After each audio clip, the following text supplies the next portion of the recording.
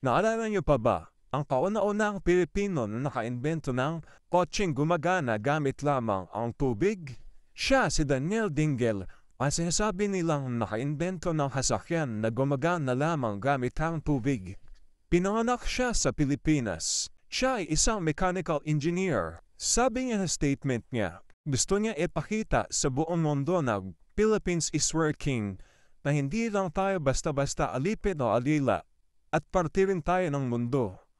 Ayon ang mga misyon na gusto niya makamit at gawin. Sa panahong 2000, inaresto siya at sinabing guilty sa kasong fraud. Nakasuhan siya na naloko ng kanyang mga investor at kinulong ng 20 years.